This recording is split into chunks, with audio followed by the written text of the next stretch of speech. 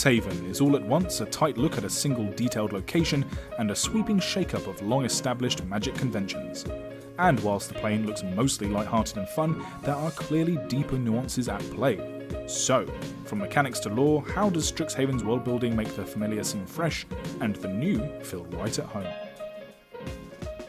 Welcome to Magic the Flavouring, the Magic the Gathering podcast, where we talk about all things Magic flavour design and lore. I'm your host, Andy Mann. Hello, this is Nathan Cancel. And Strixhaven is in full effect. We are getting cards spoiled. I think this week is maybe the last week of spoilers, although I can't be sure. The story is up and running. The Planeswalker's Guide is here. We are full. School is in session. School is in session, thank you. I was like, why isn't he saying it? Why isn't he saying it? It's the obvious thing to say. Good. Yeah, absolutely. Yeah, we've got to see all of the 5 schools so far. We've got a good overview of we've got all of the things, all the boxes ticked before we can do a little overview. It's all here. I've already torn down some EDH decks to make way for my Prismari deck that I'm going to build. Yep, I'm already debating in my head exactly which decks need to adjust to make room. They're all nervously quivering in the corner. Not me, no, not me. But changes must be made. Changes must be made. Yeah, if you've got an EDH arsenal of maybe more than 5 decks and you play once to 2 times a week.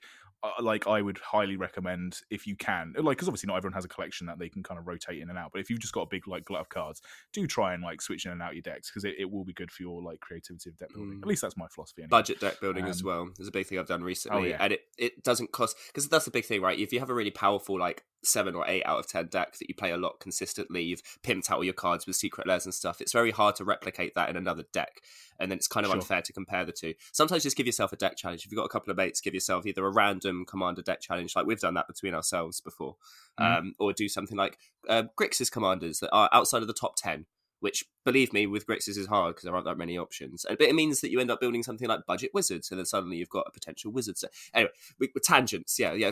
Why are we? Yeah, this isn't a Magic the Gathering podcast. This is a Magic the Gathering podcast. So today, what we're going to be doing is we're going to be looking through the Planeswalker's Guide to Strixhaven, which is written by Doug Bayer and Ari Zarulnik on the Wizards Mothership website. Mothership was the shorthand. I went for Wizards Mothership website. Nice, good. Yeah.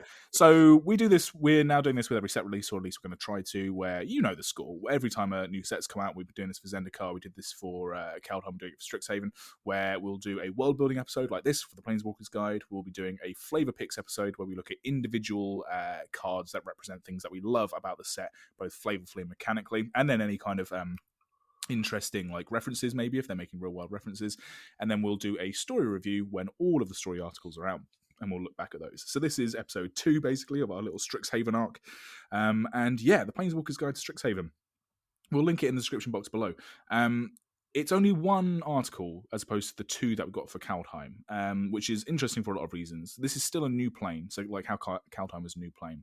This is still a new plane, but I just feel like maybe the amount of broader world building wasn't needed as much as it was for Kaldheim, because Kaldheim had 10 realms they needed to cover, as well as a whole kind of realm structure and blah, blah, blah. But having said that, this episode, strap in, because I think this might be one of our longest lore episodes yet, because the density of information, I think I don't know how you viewed it, I thought making the world scope of Strixhaven smaller than, say, to Kaldheim, in just the amount of breadth of plane that you need to cover, focusing on the school meant that all the world building team were that means we can devote 700, 600 words to this bit of cutlery. Do you know what I mean? It's so dense with lore that actually I think we're going to end up talking more about lore today than we did do in our Kaldheim episode, which is mad. It's depth versus breadth, and also it's kind of. Do you know what I'm looking forward to? I'm looking forward to when we get to Innistrad later in the year, because I can't remember the last time we did because if you think about Zendikar Rising, it was kind of going back to a plane after it had been ravaged, right? So they had to kind of re-world build, and it did feel like a reskin with all the skyclaves. They basically went, oh, the Zendikar from before? Well, we've kind of got that, but it's also completely different. So we had a whole big, essentially it wasn't a return to plane, it was let's see, almost like a precursor, right? It was almost like a prequel world building. And every set since then, obviously we've had world building for Kaldheim, world building for Ikoria. I'll be interested to see when we get to go back to a plane we've already seen before, and it's not building everything, all of our knowledge from the ground up again. The last week's been exhausting because there's a lot to take in for for most of the sets recently. I think since Eldraine, there's been a lot to take in when you look at the set as a whole. And I think, especially something like Strixhaven, between mechanics and lore, there's a lot of density to it, and there's a lot to take in and digest. It's easier than 10 realms that I'm never going to remember the names of, and we've already forgotten half of them anyway. But at the same time, it was still 5 different schools, 5 different ways of looking at colour combinations and trying to break down the differences between them. I know plenty of people that still call them Golgari and Boros, and it's not. It's Witherbloom, fucking Lorehold. Get it together, people. But that's going to be a bugbear. we'll get onto that like massively going forwards. But yeah, there's a lot to talk about. Yeah. For having half the amount of shit, there's a lot to talk about. I think it's beneficial for them in terms of being able to drill immediately into details rather than broader world building, is because obviously this is a school. Strixhaven, for if you've not been aware of what this new set's going to be, is a school for mages. It's very inspired by, I think, lots of other IPs that have this similar sort of thing. Harry Potter is obviously the big one, but it's not the only one. I will say that now. And I think this will probably be, I don't know about, this is the last time I'm going to mention Harry Potter because also, I can't make any promises. Well, maybe, but also just the fact that there's a lot of people that really like this set, but maybe are not too into Harry Potter because of its author becoming a complete dick plum over the past couple of years. Yeah. Or revealing. I think there's deliberately divorcing of it, right? Yeah, it looks like, I think at some point in the development they moved away. Yeah, so that's the last kind of Harry Potter references I'm going to make. But also, it's not the only IP that has this kind of trope, and in fact, Harry Potter borrowed a lot of tropes as well. Yeah, Worst Witch, OG. Exactly, the Worst Witch. If you don't know the Worst Witch, by the way, and this is to anyone who's not in the UK, check out the Worst Witch, classic television. But also the school experience and the university experience, because Strixhaven is actually more based off of American school systems than, say, UK or Australian school systems, for example. But obviously there's a lot of overlap because, Western school systems are all very similar in a broader sense.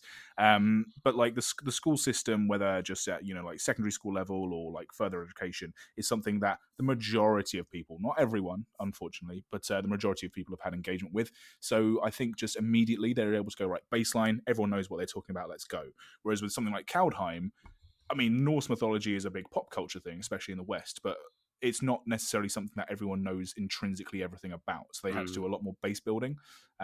So yeah, interesting, like weird sort of push and pull of like how they approach the lore from Kaldheim to Strixhaven. I'm excited. Yeah. Because it's not mythos either, right? It's like modern day again, obviously it's a fantasy, so it's going to have that feeling of being older than the modern day, but at the same time it's not like taking from a pantheon of gods that we already know about or legends from lore. Like it's entirely established and fabricated out of someone's mind, which I think's interesting. This is a Ravnica set compared to Kaldheim's Theros, right? Exactly. just comparing magic sets, but I think it's true. I think that's valid.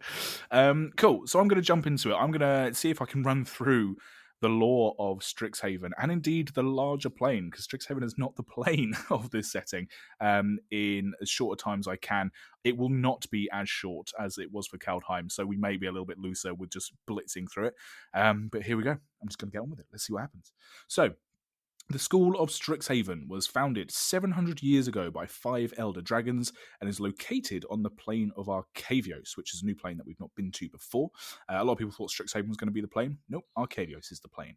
The school was designed to store and teach magical knowledge and strives to make that knowledge free to study for all the denizens of the plane. The school is primarily made up of 5 colleges, not houses. I've called them houses in previous episodes, and I think, Nathan, you've actually been very good in calling them colleges. This is one of the big things where they wanted to divorce themselves from other IPs. They are colleges, not houses. Each college has their own colour pairs, their own styles of magic, their own mascots, their own campuses, and their own Elder Dragon founder. Students may choose their college after their first year, but in the first year they're kind of just in like generic robes, and they're just learning the basics of magic as they go. Each of the college's colour pair represents 2 opposite approaches within their field. So these kind of fields, if you like, are known as concentrations. So it's kind of like when you pick like your major and your minor in like American school systems, or like if you choose like what your degree is going to be in, but obviously there's lots of background stuff you also need to know as well. Often these colours blend, however. I kind of sort of see, I don't know how you felt about the approach to colour pairs. We'll talk about it more in depth later, but it seems for me to sit more in between Ravnica and Kaldheim. So if Ravnica was like, no, this is what a red-black person looks like, and Kaldheim was, there's red, like, things, there's black things, and they live in the same realm together. I kind of feel this sort of sits in between a little bit. Yeah, the system's stricter because, and again, we'll get into this when it gets to the mechanics. The colours seem to be more distinctively individual, but that's the way that the plane's built. And then there is some crossover, but less so. And again, that's more deliberate. So the systems in place are much more rigid, even if it does blends a little bit of both. Yeah, I sort of feel like with Kaldheim, like for example in Notsvold, which is the troll realm in Kaldheim, you had the red trolls and the green trolls that were literally different races of troll that would war with one another. Right. And same with the giants. Same with the giants, exactly, yeah. Yeah, and then some realms had like the angels were kind of like more like a buddy cop duo, but they were still like diametrically opposed in their approach. Whereas Strixhaven seems to be, you have like people who do it this way, you have people who do it that way, but they all sort of accept that they're all within the same. There is also a middle ground, exactly. Yeah. And then Ravnica is obviously the full blending of going, well, no, I'm a red-white person, the red-black people are evil or whatever else. So I think it kind of, sits in between. Cool, so let's talk about the 5 colleges. These should actually be quite familiar to a lot of people now if you've been keeping up with Strixhaven spoilers, because this is the big marketing push, but let's just go through them. This, I will say, is a very reductive version of what is on the Planeswalker's Guide, because we want to talk about it and sort of discuss it more than just recounting lore to you guys listening. So if you want to check out the Planeswalker's Guide, I would absolutely recommend it. But here's kind of a breakdown of what they sort of say on there. So, Lorehold, or as I've dubbed them, the history jocks, because I think each college has their own subject, but also their own like college like stereotype of person who's like part of that group, or like high school stereotype. So these are the history jocks. So this is the Red-White College of Archaeomancy, exploring tombs, excavation sites and artifacts, studying ancient civilizations and utilizing their magical knowledge of the past, and then directly talking to spirits to learn from them. So that's what this whole Lorehold idea is. They're like Indiana Joneses essentially, but using it for magic. The red mages in Lorehold are the adventurers. They travel across the plain to burial sites, and they go to villages to learn ancient language, and they get really up close and personal with their history, and they often use magic directly extracted from old books. So there's lots of artworks and lots of cards in Strixhaven which shows red Lorehold mages like literally holding open an ancient tome and ripping the magic out of it to use in combat or for whatever they want to do. Very disrespectful, but also like very reverent to be like, no, history should be alive, it's that kind of thing. The white mages of Lorehold are the catalogers and conservationists. They are seeking truth from the past to bolster the present and maintain traditions to enforce magical law and things like that. So it's using the past to kind of better the present, but looking at it through a lens of study rather than like action, which I think is kind of cool. The campus hall is Kalema Hall, which is a tiered gallery which has a bunch of like 1,000-foot scrolls hanging over the sides which people can study, and there's lots of like old text and things that people can pore over. Their elder dragon, which was the founder of the college, was Velamachus Lorehold, and their mascot is spirit statues. So yeah, just moving forward, just to make this very clear, each of the colleges are founded by elder dragons, which are not necessarily directly linked to the college anymore. They're kind of doing their own thing on the plane. And mascots are sort of like the sigil, I guess, because they have their own banners and their own logos for each of these colleges. But the mascot is like their pet, which isn't something I think we do in the UK. I think that's more of an American university system. I don't know. We don't really have. Yeah, we don't do mascots very well. I mean, yeah, I guess exactly, because you have obviously like. I mean, I've literally written halfway down here, "Go Owls," and I'll get to that. So I mean, it does feel very much like an American campus with your fraternities and your sorority. It does feel like that for sure. Yeah, exactly. Then we move on to Prismari, who are the art nerds. I thought Theatre Kids was maybe a bit reductive, because actually it's all of the art sort of side of things and all of the different creative arts. This is the Red-Blue College of Elemental Arts, using their magic for extravagant displays of creativity, often utilizing it for entertainment and mastering multiple elements. So I think we were saying in previous episodes, like, maybe it was slightly boring that it was just fire and ice, but actually it's also things like wind and earth, and it's all of the elements combined, I think, which is kind of cool. They're avatars. They're the avatar, right? Yeah. Yeah, well, yeah, exactly. Do you know what I'm talking about? Exactly. Oh, yeah, waterbend. Yeah, of course. I know the last Airbender. Yeah, that was. I thought I completely. No. For me, for some reason, my mind's drifted off to the Snyder Cut, which he does waterbending and bloodbending. I'm like, God, yeah, everyone's just doing Avatar these days. I mean, Avatar did Avatar before it was cool, but yeah, very much. So it does feel very much like waterbending and firebending. Yeah. Yeah, for sure. The red mages of the Prismari are about using spontaneity and the fleeting sparks of inspiration to perform magic. They express themselves and inspire creativity in others, and are usually concerned with like innovations, like tearing down rules and tropes to kind of create something new, which is kind of cool. The blue mages are the ones who hone their art and seek to perfect things through practice. They create spectacle through mastering their art and have a devotion to precise detail. So this is, I will say, so I'm a massive Prismari fan, as I think we know, like, from now. This is, out of all the 5 colleges, this is the one where I sort of think the 2 diametrically opposed halves are very cool to look at in microcosms, but actually you'd probably benefit from being a bit of both. Because I just like the idea of being super spontaneous and capturing like imagination is like jazz like guitarists, or like, you know, jazz trumpeters who just can like solo and improvise for like 10 minutes straight. But those jazz performers can only do that because they've spent hundreds of hours practicing scales and learning like the fundamentals of Yeah. music. And vice versa, if you're part of the London Philharmonic Orchestra and you're like, you know, second chair violin or whatever, you're only in that position and being super precise and being able to play the same piece of music again and again and again, exactly the same. But you're only there because you have a massive amount of passion for that piece of music and that style of music. Like, you wouldn't be in the London Philharmonic if everything you played wasn't beautifully like heartbreaking and like full of passion. So I sort of see the 2 sides as being like nice extremes, but actually they probably would be needed for each other to work a little bit more. Well, Do you know what I mean? Do you see what I mean? I think absolutely, but I think it's obvious. Like, as much as the deans are represented as being the split cards, I think that the best students probably, and this is quote unquote best students, will probably fuse the 2 pathways together because they will naturally involve. Like, the whole point about these schools having oppositions while still having similarities as they are, it's all around a certain subject, and the approaches are both the same earnest, thought-provoking like directions to the subject, but again, they do inform each other as if, even if they are in opposites. And I think it's funny that you say that Prismari feel like the easiest to split those 2, because it does, like, and it visually looks easy to split the red and the blue together. I think it's I think all of the other ones actually probably, I mean, I'm looking at something like, say, the Quandrix or the Lawhold, and I'm struggling to see the split as much as I do with this Prismari, even though I agree that the 2 fuse each other much more synonymously. But again, maybe we speak about that because we are artsy folks anyway, so we understand the 2 things. So yeah, maybe that's just a personal. I think that's true. I think from our perspective, we see the 2 halves of the Prismari being like, yes, I can see exactly where your definition lies, but actually, we know from experience that you need kind of both to do the thing as best as it I think that's the overarching thing anyway. Yeah, because all of the that's what the whole plane's about, right? The 2 different for sure. clashing. I guess I just feel bad.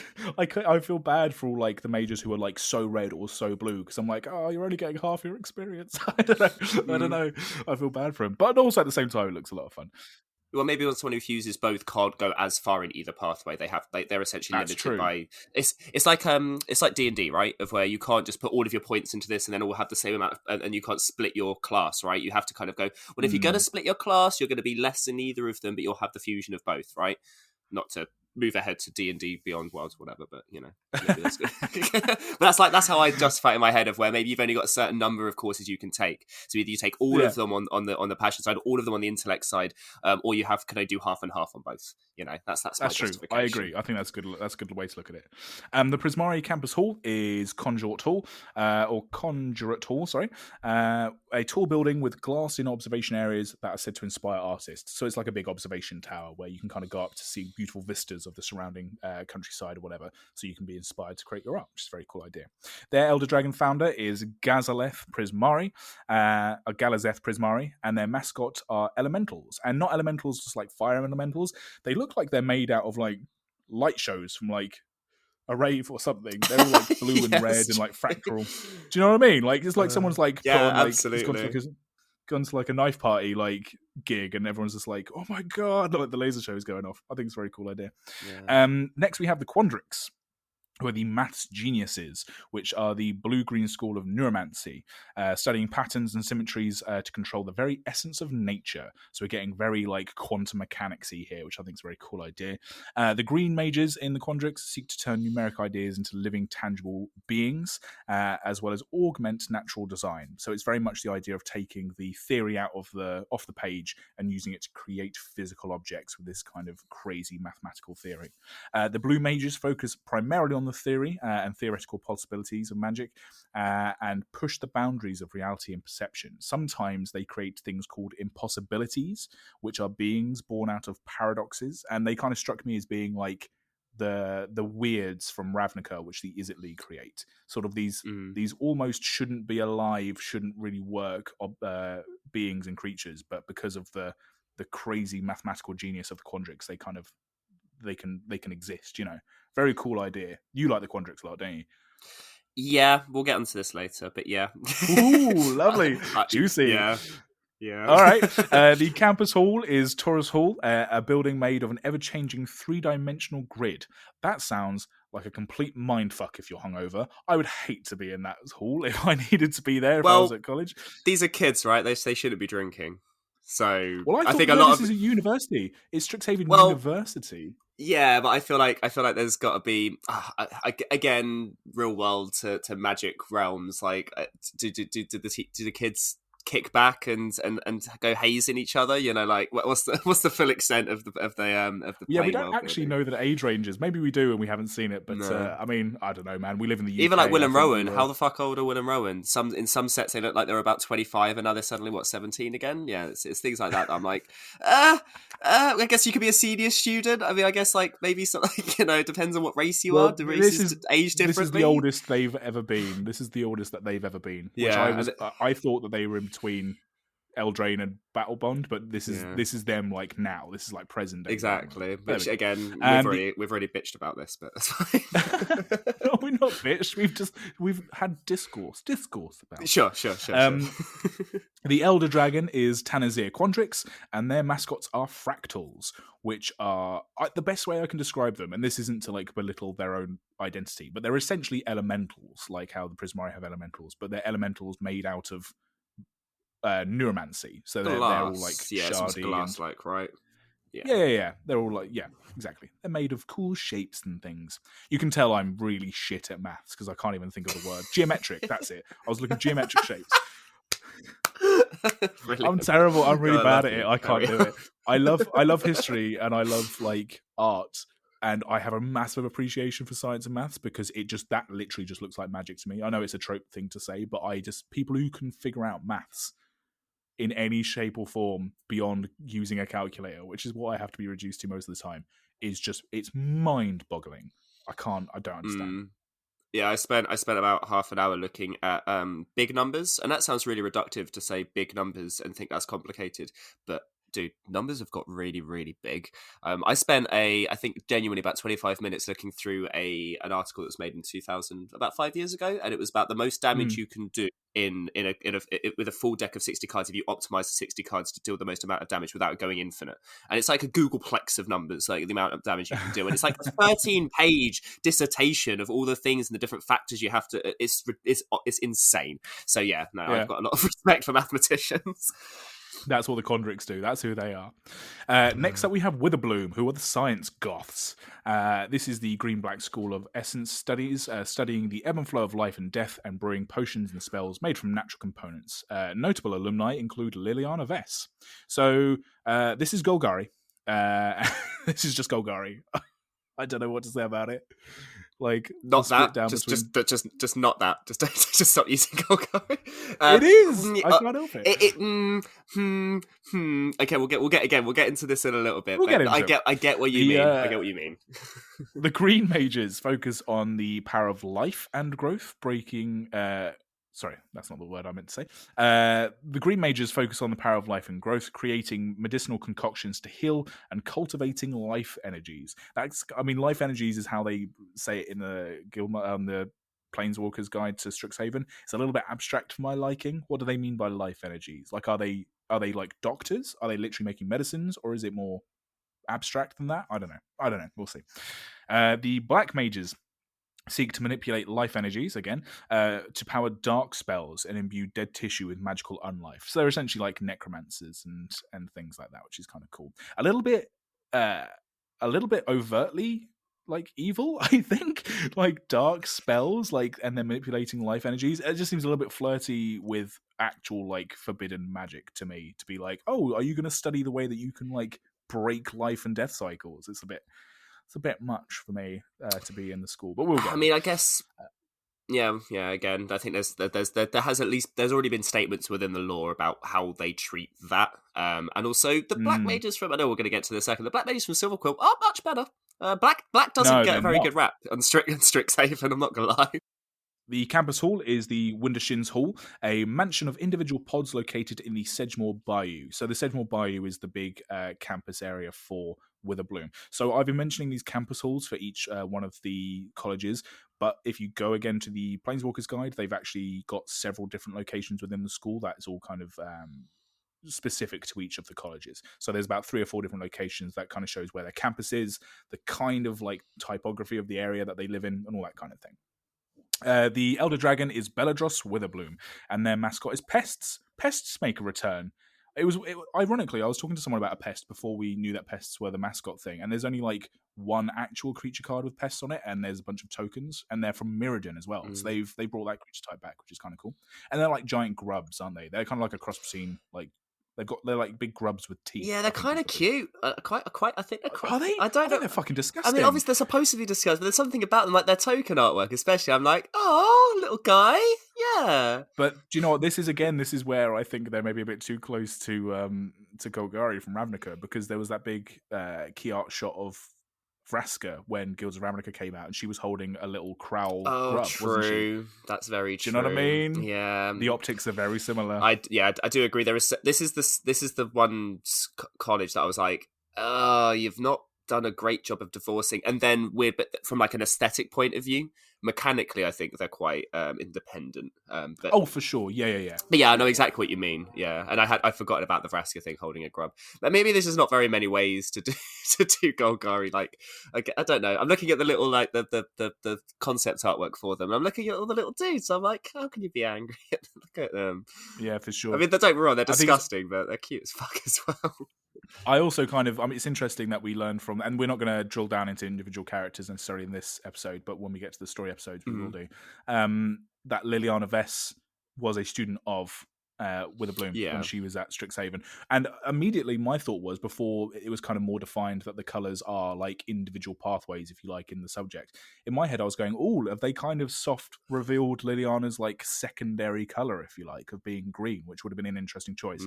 But no, she's very much a black mage. Yeah, like, if anything, I see her moving towards white with this whole like still wanting to bring Gideon back. Like, she's still got a lot of guilt and stuff to go. I think for her character to develop and come to full fruition before we can let her go in the many years in the future when she eventually dies, because I think she probably should eventually. I do see her going somewhat more towards white and righteousness, or unless she gets really desperate, but I don't want to see her go back into negativity again. Again, we'll talk about that when we get to the story at the end. Sure. Next college we have are the Silverquill, who are the literature mean girls, is how I've described them. It's pop culture-y, so that's why I've used mean girls, but another word, I don't know how else to describe them, because not elites either. They're essentially like the superiors, right? There's always that kind of group of people in college or whatever that they could be mean, they could be nice or whatever, but they have that air of like leadership around them. You have them in like, it's a valedictorian, isn't it? The ones who end up doing it's those ones, the tryhard, the prefects. Kind of that. Apologies to anyone who was a head boy girl. That's not a rag on you or anything. Like, I'm good for you. Good for you. Well done. This is the Black White College of Eloquence, studying magic of words, harnessing magic through the written literature as well, and often poised and stylish. So these kind of they hold themselves very high esteem and regard. They're also the kind of, as well as being like the English students, I guess, because I use the word literature, but this is like the English studies kind of thing.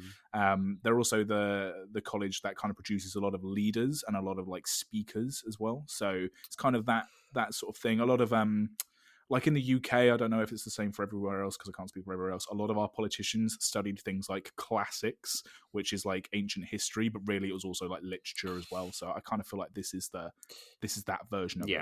Well, a lot of their studies are based around the way they use their words, either for selfish means or for the use of society. And I guess that idea would put you into a political position. Again, we have no idea about like political governmental infrastructure of Arceus outside of Strixhaven.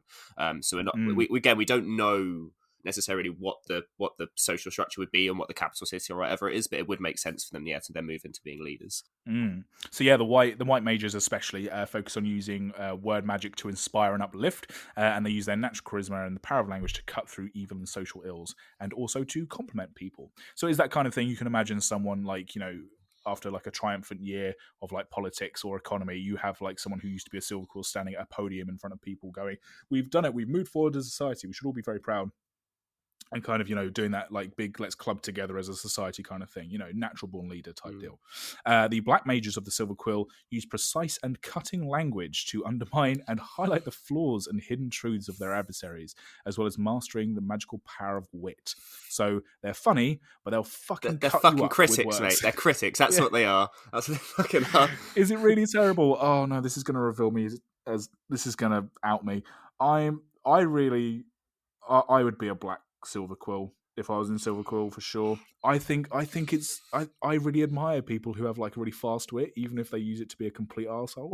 I don't know, because it takes a certain understanding. Unless you're deliberately trying to be insulting, like the wit of it shows that you've got situational awareness, and then your brain is also able to like keep up with the banter enough to be able to fire it off without having to like stumble across. Like, I mean, even doing like a podcast like this is difficult because you're trying to formulate the words as you say them while still sounding, engaging, whilst also being informative, all that kind of thing. If you can nail all of that down whilst also being insulting, I'm going to buy you a drink, sir. Let's sit down and have a session.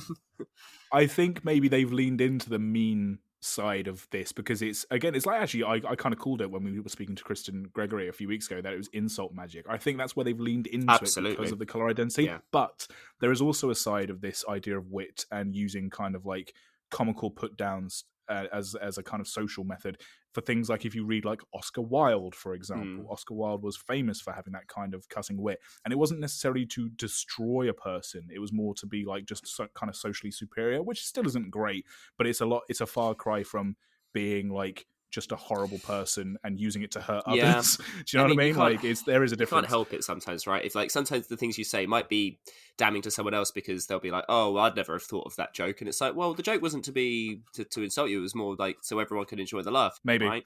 I think maybe the world is leaving us behind. I think everyone else just wants to be nice to each other, and we're just like, no, isn't it funny? God, no, this is why I'm a slave to Twitter. Like, this is what we do. It's our daily punishment. The campus hall of the Silver Quill is the Grand Bluffed Hall, a train station-like building with platforms and balconies for students to orate from and kind of practice public speaking. It also has a magical spotlight system, so if someone's doing particularly powerful word magic, a spotlight naturally appears around them. That's really so cool. Self-indulgent. It's great. Oh, it's great. I love it. The Elder Dragon for the Silver Quill is Shadrack's Silver Quill, and their mascot are Inklings, which are like literal ink elementals that even the ink can be pulled from like parchment and used. It's odd. I think these are the best mascots out of all of them. I like the Pestilop just because they're like reverse cute of where you shouldn't be cute. But these Inklings, I'm like, oh, they look like little Heartless from Kingdom Hearts. Like there's something about that. I'm like, that's great. And also words, making like your words into your own mascot. That's just fantastic. I think it's also like low key super powerful magic if they're literally animating. Ink is not a living thing. Ink is like an inanimate substance, and so the fact that they can animate them with the power of words to make them like living things is actually quietly really impressive for a school that's not like fussed with elementals and all that kind of stuff. I think if you think about like the skill level in a lot of this, like if Strixhaven was able to have like interplanar travel, I feel like this would be the place. Like this is almost like a good hub for what they tried to do with the Infinite Consortium on Ravnica back in the day, of where they had like this hub that allowed them to go to different planes and like sort out problems. I could see Strixhaven being this kind of thing. Clearly, obviously, Casimira wanted this a bit because she's pulled Willem Rowan in, and she obviously was okay. I don't think Casimira's quote unquote the headmaster or anything or any way, shape or form, but she has like a position of power within the school structure, is slightly ambivalent to it or whatever. But I mean, there is clearly this hub of strength. I think the average mage on Strixhaven is significantly stronger than the average mage on another plane. For sure. And also these are kids, right? I mean, okay, quote unquote kids. These are adolescents. They're not even at their full form yet. This isn't even my final form. Like they're not. Yeah. But like it's one of these things of like this is why I think things like insult magic and say kind of the the red magic from the Prismari of being a little bit chaotic or whatever. Like, this is fine because they're learning, right? This is at a point of their career of where they're developing their skills. They're not fully fledged masters of their craft. I mean, very few of the mages we see in the story are actually fully like immersed in, like even Tyvar, for example, from Cowtime. Yes, he's an elf and he's probably been around for a little bit, but he's still coming into his abilities, right? So it's one of those kinds of things where I think we're seeing the development stages. So all of these kind of, they've pushed the frills and the extremes quite far, because I think you can, when you've got a group of, as I say, adolescents kind of expressing themselves however they want to. Can, like the cutting insults turn into genuine wit, like when they're adults, like, well, you'd hope so. Well, yes, exactly. Yeah. Cool. So that is the colleges. Again, that is a very reductive look at them. Again, I would suggest looking at the Planeswalker guide, but also they've done a really good job. I mean, because it's the big marketing push, as we say, that these 5 colleges are the thing which, they're pushing this set on as their kind of selling point. So we already know quite a lot about them. The sport known as Mage Tower is a big deal on Strixhaven. So Mage Tower, I've described it as kind of a mix between Capture the Flag and Battle Bond. And I know Battle Bond is a Magic set, so it's not like a real world sport. But if you can imagine like non-lethal e-sport sort of stadium battles, like wizard battles from Adventure Time, and Capture the Flag. So you have a team from each college. They have their mascot on a tower, so a representation of the mascot on a tower at the other end of a pitch, and you have to grab your opponent's mascot and bring it back to your end of the pitch to score points. And the rules of the Mage Tower are on the Planeswalker's Guide. But yeah, so it's this kind of big sporting event, and I kind of like that they've put a sport element into it in something that's primarily academic, because as we said before, at the end of the day, Magic is like a combat-based game, so it's nice to see even the academic magics being used as like a practical thing, I guess. Some of the mascots I can imagine are quite a bit harder to grab than others. Like spirit statues. I've got to lift a fucking statue. Right. Witherbloom have got pests. Yeah, that's easy. That's it. You can't even run away. It's not even got legs. Yeah, just hold it. Well, hold it by its hind legs, and it's fine. Well, I think some of them do have legs, but just hold it with the mouth. Isn't there specifically a card that only makes it? So it's a lesson that makes all of the mascots apart from the fractal and the pest. And I'm like, well, of course, because how do you pick up a fractal? How'd you pick? Oh my gosh! It makes sense, right? Even if I'm like, well, you haven't represented either of the green schools in your. I mean, I guess the answer is magic. They do it because of magic, but also like practicalities of these things. So yeah, Mage Tower is a big sporting event, and they've got a huge stadium, which they all kind of pile into. Obviously, distribution of space and wealth isn't an issue on Arcavios if they have space for a giant fucking stadium in their school, but whatever. The faculty of Strixhaven has a bit of a structure as well. So they even went into the structure of the faculty in this Planeswalker's Guide. So it's crazy. So you have instructors who are basically like student teachers. You have professors, you have esteemed professors, and you have deans. And the deans are the essential heads of the college, because the dragons, as we've said, who are the founders, aren't really involved with the day-to-day running of the school, so the deans are the kind of de facto heads. And then there are former teachers who kind of come back as visiting lecturers, known as Mage Emeritus. Notable faculty members, as we said, include Kazmina, enigmatic mentor, who was first in War of Spark, and she's back again. She's blue-green, which is interesting. I would have probably wanted to see her just kept as blue, if I'm honest, but she's got a green card. I think I like it in terms of, like, if you look at Nissa's Steward of Elements, like when she starts to understand that. I think there's something about the blue-green when it's not represented on Oko Planeswalker that I find really intriguing, because it's that nature versus nurture aspect. Again, we'll talk about that when we get to Quandrix, but something about her feels. I'm glad that they grounded her more. Adding green to her mana, to her color identity makes me feel a little less like, is she just going to dick everyone? Because you know what they said in the what was it, War of the Spark art book? War of the Spark art book, they kind of alluded that she was building like a secret army or something like that. Yeah, an army of wizards. Yeah, and it sounded a bit nefarious, whereas now you add the green to her, I'm like, okay, your eyes are still very glowy and potentially evilly, but I feel like it grounds her more and makes her feel a bit more personable, as much as a weird lady who we know nothing about can be personable. Sure. Again, we'll talk about her more in the story episode. But the first story with her, she seems aloof as shit, and I don't trust her. But there we go. The Biblioplex is another notable location on the Strixhaven campus. It is the college library that's at the center of the entire sort of Strixhaven campus, if you like. And it's said to have a library known as the Mystical Archive, which holds the knowledge of every spell in the multiverse. And of course, this is where we get the Mystical Archive cards from, which are, I'm so impressed, they're literal representations of the thing in the game. Like they are literally pages from the book with the spell and an illustrated bit of artwork on them. Or if you're Jason Felix, a stolen bit of illustrated artwork. Hey, what's school with that little plagiarism? Hey, okay. My I feel God. like that's on point for flavour, right? Sure, it was Flavor Reasons. It was Flavor Reasons, guys. That's what the art director was. Ridiculous. Yeah, cool. The Auric are a group of masked dark mages who wield forbidden magic, often infiltrate Strixhaven to recruit promising young students for their nefarious purposes. So they're sort of like the anti-Strixhaven, like the dark campus, if you like. The rejects, maybe the dropouts as well. Maybe we really don't know anything about them, and I think that's by design. Yes. But they look badass. They look like they've got like spiky, like steel armor with these steel masks, and they've got black robes. Like, I'd be very tempted to join the Auric just for the outfit. Well, yeah, right. I think there's definitely, especially if you're that kid at school, and I think we'll see this in the story, so we'll probably end up talking about it in the story episode. But if you're that kid at school that struggles to fit in either side of the school, that's the Auric know what they're doing. They're going in and going, "Hey, kid, do you not know where you need to be? Is there lots of pressure? You're getting bullied. Come join us." I think that's a very clever balance, right? And it's a very solid trope in fantasy to have this kind of insidious, alluring dark side. I mean, it's the dark side of the Force in Star Wars. Yeah. Like, let's be honest. But that trope has been was taken from other things as well, and used 100 times in other IPs. So it's not something new. I just think it's kind of very well used here. And again, I think they look kick-ass. I think I'd join them. I'd want the mask rather than the spikes. Yeah.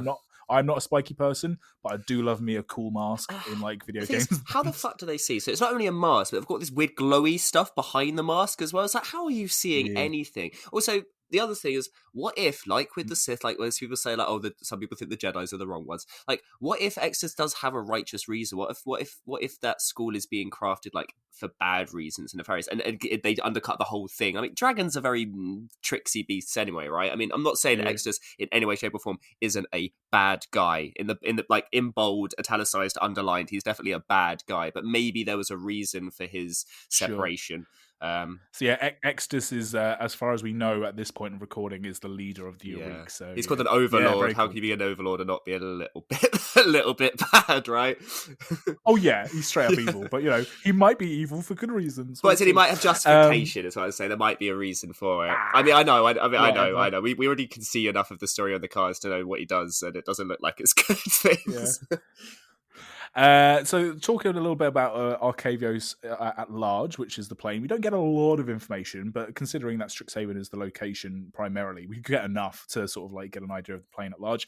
So Arcavios is a plane consisting of 2 large continents. So you got Arethia, which is also known as the Vast Lands, and it's where Strixhaven is, and this is the kind of most populated and sort of known landmass on Arcavios. And then the southern continent is known as Galathul, and that is kind of an unknown quantity, at least in the context of Strixhaven. It seems they kind of imply that a lot of civilizations don't live there, but obviously that's just because they don't know much about Galathul. Yeah, so we'll see. They've been deliberately opaque about it, which I think is obviously a thing of, well, we have somewhere we can come back to if we need to, Yeah, for sure. There are pockets of mana known as snarls, Snarls. I wanted to spell that just in case it sounded like I was saying a stupid word, because I think the name for them is a bit weird. Snarls. Yeah, I agree. I think it works. I think the whole point is because it sounds a little bit, it's tough to say, because you've got to kind of work your mouth around it. It makes you linger on it a bit longer. I don't know. I mean, I'm a big fan of the word snarl. I think it's oh yeah, I just attribute it to like animals. It's just kind of weird to attribute it to like geographical. Sure, yeah, for sure.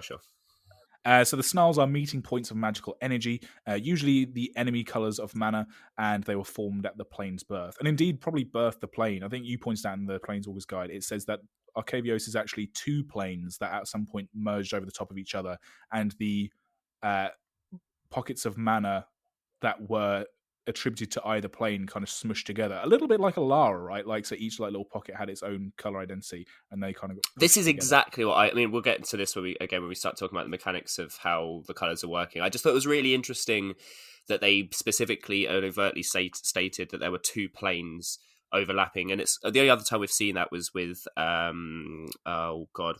being overlaid. That was using Flowstone, because that's kind of what the properties of Flowstone. This is also back when back when like planes weren't considered like to be like individual planets. I mean, I know things like Innistrad is supposed to be like a flat area, right, with mist around the outside. We don't usually get too many details because as soon as they do, all the fans pick it apart and go, "That doesn't make sense. How does this work?"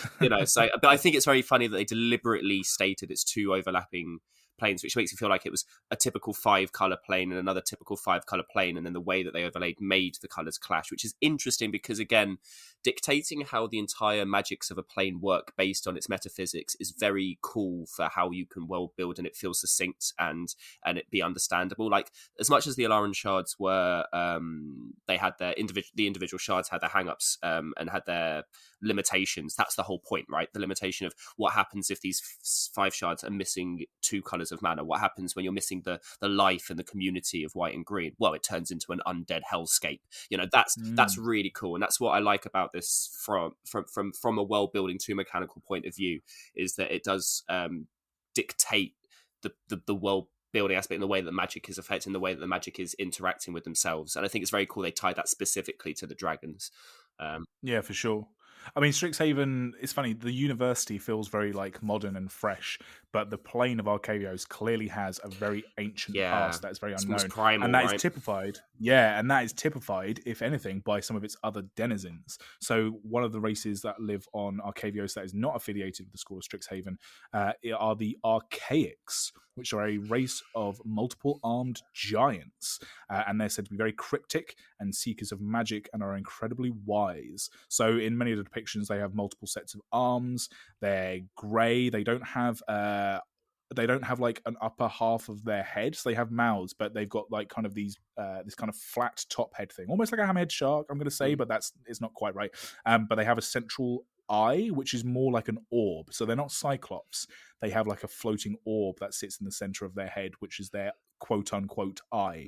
But they kind of fill the role, I think, of like sphinxes in a way. They seem to know a lot, but they don't necessarily seem to give a damn about communicating that to other people. And also, it has to be said, they do look very Eldrazi-ish. Yes. I wrote down here, they seem to me to be the Eldrazi if the Eldrazi kicked back and listened to Chill Hop, as opposed to the hardcore that they're listening to when they're taking over Zendikar. Yeah, do you know it what feels I mean? almost like if this is what Eldrazi would be like if they were born by natural means. Like just specifically as well, they don't have coloured mana. I mean, we've only got one creature in the set so far, I think. That's they're called avatars. They are depicted on other cards, exactly. as well, but we don't. The creatures themselves don't require any colour mana to come out. Which again, yes, that's synonymous with the Eldrazi, but also shows that they are beyond the basic conflicts or the dichotomies of each magic of each college's conflicts, right? They're separate. It's almost like Ugin. It's been like, I don't have time for your petty color problems. I'm above all of this. It's like, well, I mean, that's not necessarily better, being all aloof. But they are very interesting. It's funny they are so close to Eldrazi. I mean, everyone pounced on all of the archways looking like Kozilek obsidian kind of structures, and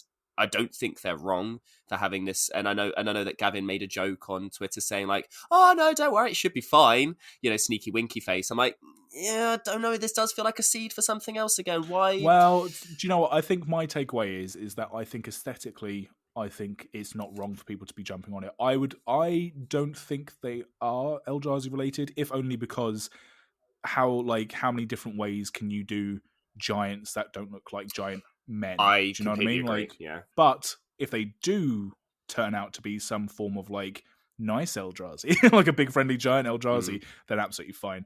The arches that you meant, the structures that you mentioned, are the star arches, which are floating structures of rock formed into a curve and are said to have some sort of mysterious magical property. When students of Strixhaven come across these structures, they have moments of epiphany and have like problems that they were ruminating on kind of worked out. So no one's quite sure what these big floating rock structures are or how they got there. Some people say that they're to do with the Archaics. Other people think that they're just natural formations. But whatever it seems to be that they're very powerful magical sort of entities, which is kind of cool. It definitely hints at the fact that yes, we've got a very modern school system in place. 700 years as well isn't that long in Magic terms, and that's kind of how long the it's been considered like that since the day was the Age of Bloods. Was it Age of Bloods? But basically before the dragons went, okay, cool, let's just chill out and maybe make a school. and teach people instead of fighting. Because I think the interesting thing was that the dragons considered all of the mortal races to be upstarts, kind of stealing their magic before they realised that, oh no, magic's for sharing. It's like, God, that's pretty good and pretty humble for dragons to go, let's share our magic. But it does definitely hint that there is some deeper inherent ancient magic on this plane that's outside of what the sciencey studying aspects of magic, which for most parts a school studying magic would make it sound like, oh okay, you're big into history and everything, and yeah, Lorehold is, but it does also feel like a modern system of understanding, right? It's the academic version of learning instead of the I think what the kind of feel they wanted for Strixhaven, because they still needed it to be like exciting and fun, right? Because it's fun seems to be the word that they that kind of be the big remit. I wouldn't be surprised, because obviously all magic needs to be fun because it's a game. But I think when they started building Strixhaven, that was put in big bold letters in the center of like a thought tree of being, it needs to be fun. So having this idea of, we could do like a stuffy school where everyone's just, piled high with papers and it's all candles and scribes and all that kind of stuff, which, is a nice aesthetic, but would ultimately make for a boring set. And this is, the students don't need to be concerned with how the knowledge is there. What they need to be concerned with is how to use the knowledge to further the plane and all that kind of stuff. Yeah, exactly. So that's the kind of big lore drop of Strixhaven. Again, there's so much more on the article, and just in general, if you go on Twitter, there's loads of nice little tidbits. Lots of the artists, as usual, who are sharing up their art when the cards are spoiled and previewed, will then sort of also share a lot of their design briefs and their art briefs and stuff for their artwork, which also includes lots of little details and things, which is really cool. Before we move on to the mechanics, which you're going to talk about, I just wanted to drop in a couple of like bits and bobs where, like, we've already spoken quite a lot about each one of these bits of lore as we've gone through them, but is there anything that really speaks to you or maybe doesn't work for you?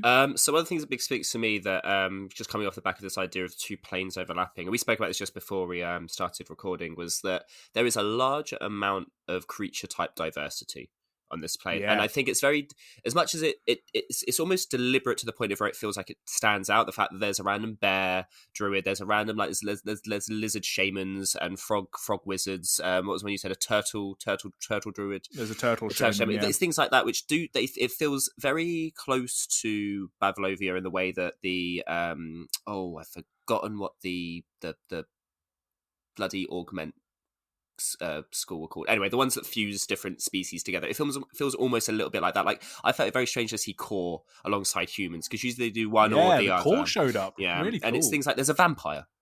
There's only I think there's only so far there's one vampire, and you don't just get a random vampire in a plane. So that really there are two now. There's still only two. I mean, still though, that's a very small percentage when you consider that vampires do have a vampiric nature if they need to feed on others to subsist, and it's very easy for them to progenate, right? We haven't seen like a policing system on the plane or anything like that yet to keep everything in check.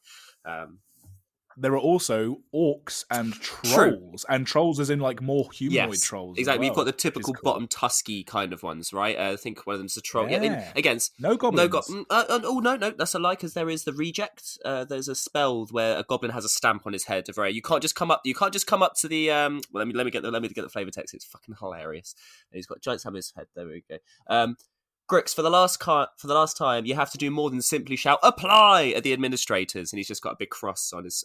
What's head. That card name? I've completely Reject. It's a 1 and a blue instant spell, and again, we haven't seen a goblin creature in it, but it's the flavor is that he's come to apply to the school, and they're just gone. You can't just come up, scream "apply" at the administrators and expect to get into the school. Perhaps the goblins of Strixhaven are particularly not adept. Well, this is the thing, right? So clearly there is a much bigger world outside of Strixhaven. They have rules on whether or not on who can and can't study, which has its own political in problems insinuated there, that goblins can be smart, right? But it is interesting that there is such diversity of different races, and this sticks out to me because I think it speaks to what the deeper lore of the plane is. Again, we're not going to see that in this individual set. Again, this is maybe one of the reasons why having multiple sets for certain planes is good, because it gives us like a bigger scope of the plane. But this is something that really stood out to me, because it's clearly not deliberate. They haven't made a statement about it in any of the Planeswalkers guide as to why there's such a diversity of races, but clearly there is something underlying that dictates it, Well, this moves on to something that I'm really interested in, and it's like, we've already spoken over the past few weeks about like what schools do we like, what colleges do we like, and the sort of dichotomy of the colours and blah blah blah blah blah. The thing that I kind of want an answer to, and I don't know if there's already been one, I don't know if I've missed it, but it seems to be flip-flopping. Does Strixhaven, or does Arcavios as a plane, know about the multiverse? I mean, it's got to be yes, right? Well, no, does it? Because every time, so the reason that it's a yes, the reason that obviously it's like yes, it has to be. There's loads of different races on Arcavios, which I think initially led us to believe that they were all coming from other parts of the multiverse to kind of fill up this space because they're so varied. And also there was this idea, I think we floated the idea a long time ago when it was just the first little snifflings of Strixhaven got spoiled, is that it was maybe like a pocket school realm where it kind of sat between planes. Obviously that's not the case. They need to hire us because our ideas are straight fire, honestly. But it still might functionally feel that way of like, oh, maybe this plane is just like one that's hyper aware of everything else. So there's that idea, the fact that Kasmina's there and like she's part of the school and she's a planeswalker and you know her War of Spark book made it sound like she was recruiting, all this kind of different stuff. The Mystical Archive being explicitly saying in the Planeswalker's Guide it has every spell in the multiverse. This is the thing. But none of the rest of the Planeswalker's Guide alludes to that. It's all very much like these are students pulled from Arcavios, then they go off to do things in Arcavios. So is it an idea that maybe a lot of the staff and a lot of the students are, yes, they are Planeswalkers, and maybe the Archaics are very aware of the multiverse, as are the dragons. So there's all these like pockets of information, but because it's not explicitly expanded on or even cared about in the sort of day-to-day of like the school life, maybe just the fact that the Biblioplex has this huge wealth of knowledge to 80% of the students is just like, well, of course there's a bunch of spells there, but 20% of the students are like, well, I'm a they actually understand it, right? Yeah. I don't know, but I kind of want a definitive. I want it to be yes. I just want it to be a flat I think yes. The tough thing about this is that, again, this is a problem with starting only having one set to get a whole block's worth of information in, is that you can't microcosm the world building and then macrocosm the world, but you can't do like the whole big broad picture and then also focus on a tiny part of it. It's little things like Inquisition of Kozilek, like even the flavor text says has Chronicles of the Titans. So clearly there is, if that's flavor wise, if that's what's written at the bottom of the spell, I mean, again, the average students would go, well, who the fuck's Kozilek? And who the fuck are the Titans? You know, and oh my god, and little things like Urza's Rage. Is Urza's Rage called Urza's Rage? Because if so, who the fuck is Urza? You know, things like that. I mean, again, we haven't got a definitive answer, so I think we've got to. I mean, I would like to assume that they must do, considering that they're okay with students being planeswalkers, they've got staff members being planeswalkers, Kasmina's a planeswalker. I mean, there's a certain degree of pooling of knowledge that makes me feel like if any one person knew about the multiverse, it would be for the betterment of the entire school, for everyone to be aware of the fact there's a multiverse. It would be really annoying because then surely there'll be a whole school dictated to, well, why can't we learn to planar travel? Why can't someone understand, like, why doesn't someone go into like Yorgmold territory and start dissecting planeswalkers to find out about their sparks? Like, that's probably why they avoided it, because it's a lot of questions that get, it's not just one, for one answer that we get, it opens up way more questions, right? And it's easier for them just to go, maybe we'll come back to it and explain it a little bit better. We want to focus on the school aspect. Yeah, maybe they will, and maybe they will expand on it as well. Like they do use like the stories a lot of equity, like in the things. And what was your? I want to swing back around when I mentioned about Quandrix and you being a Quandrix guy. What was your issue with Quandrix? I'm not. So I went and saw the campus. You changed your mind. Yeah, I went and saw the campus. So it's great. So they did the campus tour, and I was like, yeah, cool, great. I got a little look, and then I actually went there myself and spent a little bit of time. As a first year, I thought going into it definitely Quandrix, but law holders it's taken over. No, you history. I know. Ooh, I like so the reason why it's funny, right? This is twofold. This is a bit of a tangent because it doesn't actually necessarily. Because I've got another bugbear that I want to talk about. Remind me about dragons. Sure. Remind me about the dragons after this. Technically, one of the first like dream jobs I had as a kid was being an archaeologist. So it does have some justification, like for me personally, but also Quandrix wasn't half as mathematical mechanically as I wanted them to be.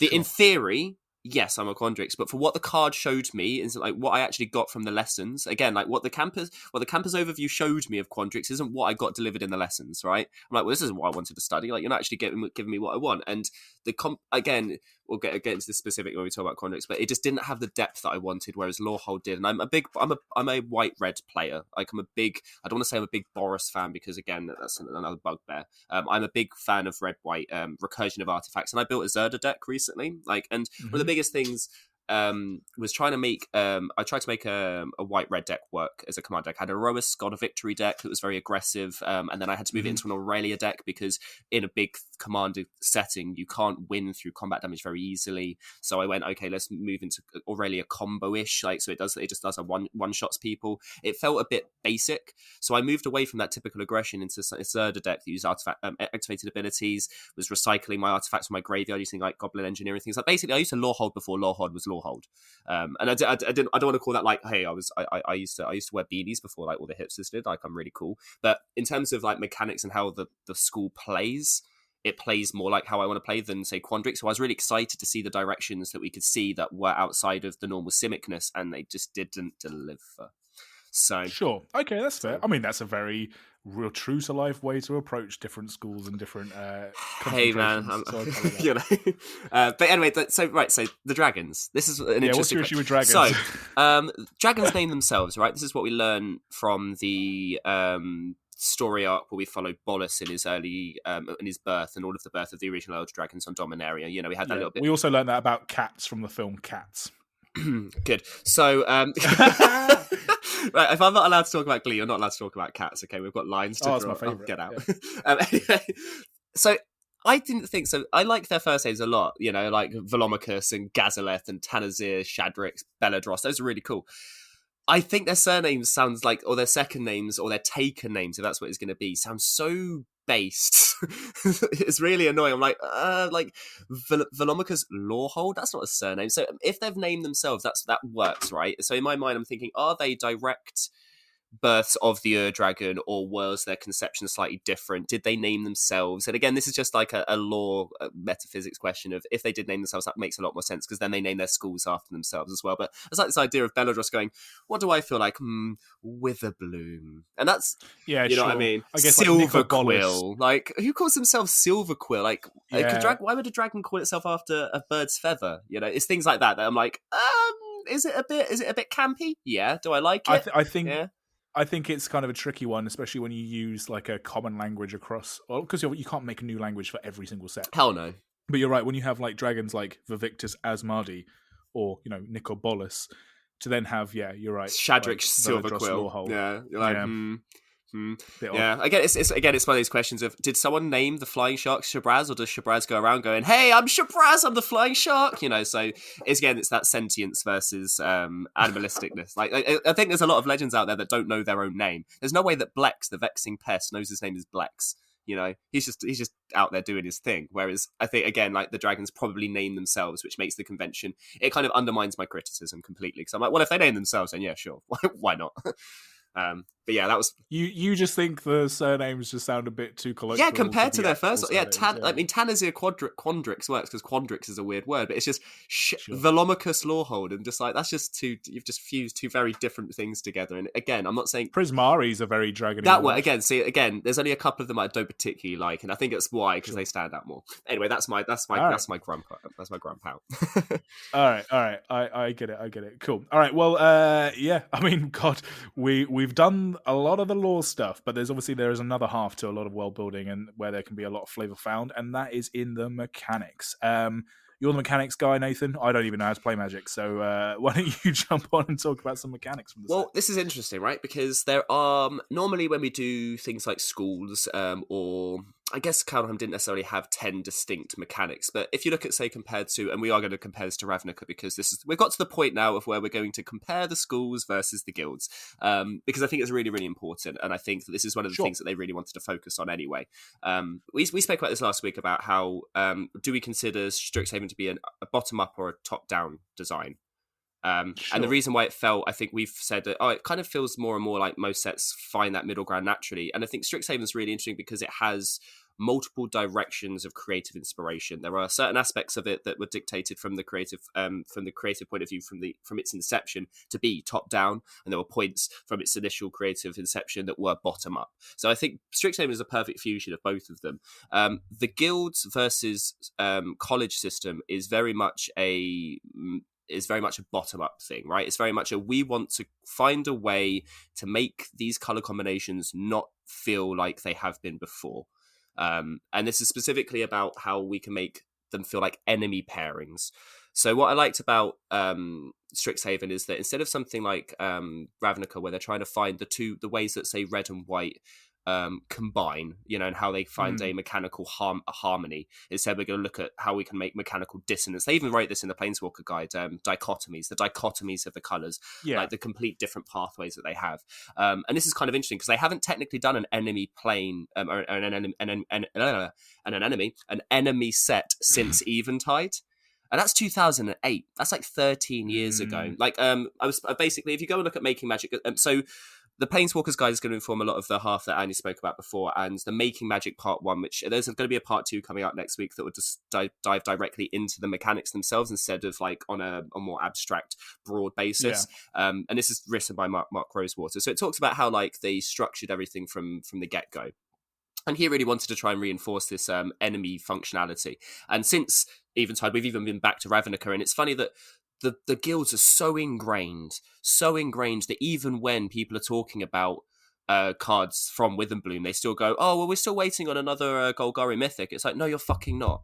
You're waiting on another Witherbloom. And this is maybe difficult because, and this is why it's tricky that some people aren't able to see the separation so much, because there is a massive amount of nuance. After seeing 3 sets of Ravnica, where they've really hammered home how these two enemy colours, and they are enemy colours, they're supposed to feel in opposition. They don't, because we've seen 3 sets of them merging them and making, like Golgari feels natural, right? Life and death, sure. But black and green in Colours of Magic aren't supposed to work together.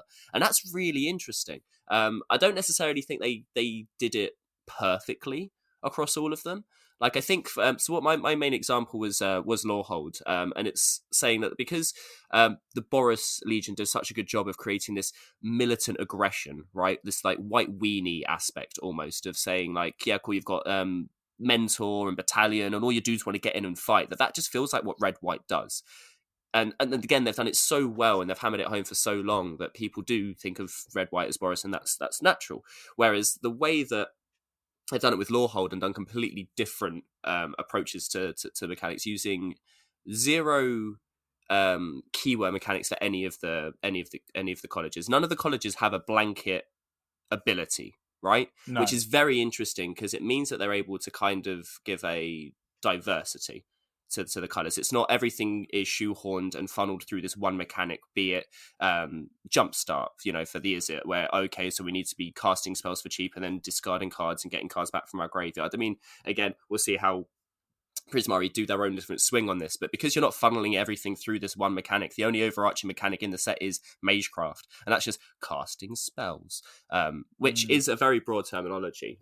So again, these guilds aren't defined by a specific ability, which allows their identity to feel more complicated, more nuanced. It allows them to have greater synergy across all of their cards. And maybe that's why people are going to struggle to create a difference between this and the guilds, because it's going to feel like, oh, but this is a slightly different way of doing Golgari. It's like, no, this is just a slightly different way of doing black-green.